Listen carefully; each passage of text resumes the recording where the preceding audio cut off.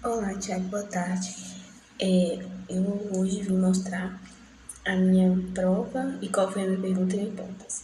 A minha pergunta foi se existe uma diferença significante na medida de horas de sono entre pessoas que consomem cafeína no dia a dia e aquelas que não consomem. Já a minha hipótese seria a hipótese nula, que diz que não há diferença significativa na média de horas de sono. E a hipótese alternativa, ela sugere que existe uma diferença significativa na média de horas de sono. Já para me separar, os grupos foram o grupo A, que usa a cafeína no dia a dia, e o grupo B, que não usa. No caso, está aí já as horas, as minhas contas que eu fiz para um desvio, para mim achar o desvio padrão e minha média. A média do meu grupo A que usa cafeína foi 5,5 e a média do grupo B que não usa cafeína foi de 9,5. Já para mim achar o meu desvio padrão, eu fiz as contas, né?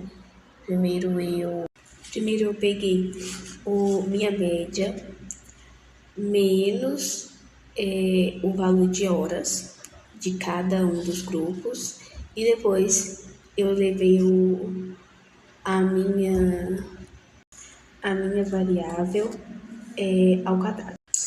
A minha variável do grupo A deu em torno de 10.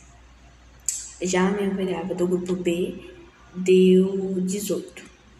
Já o desvio da A deu 1,42 e o desvio da B deu 2,57. E aí, para me achar minha variância geral, eu juntei os meus dois desvios padrão, sendo assim, formando um só, onde eu joguei nessa fórmula, né, que ficou 7 vezes 1,42, que foi meu primeiro desvio padrão, mais 7 vezes 2,57, que foi o meu segundo desvio padrão, sobre 14, que depois deu 9,94 mais 17,99, onde ficou 27,93 sobre 14, que ficou 199.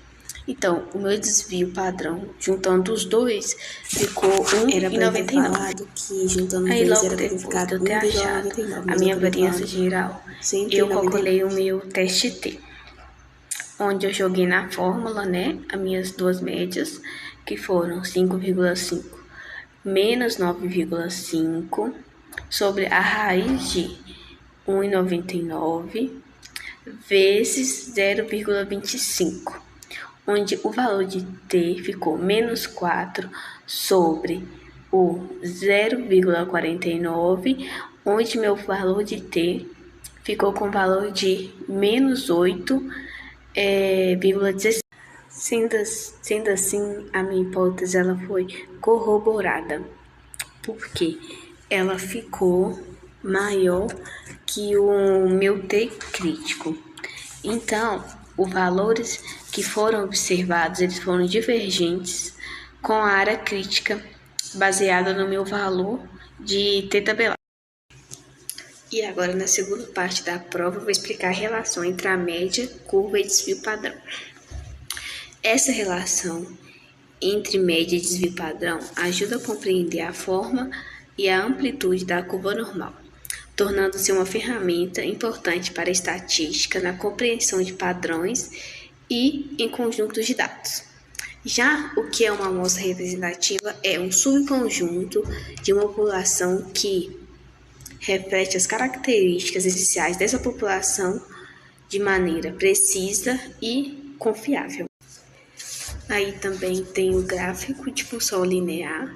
Que o que seria esse gráfico de função linear? É uma reta que passa pela origem, ou seja, ela passa pelo ponto zero.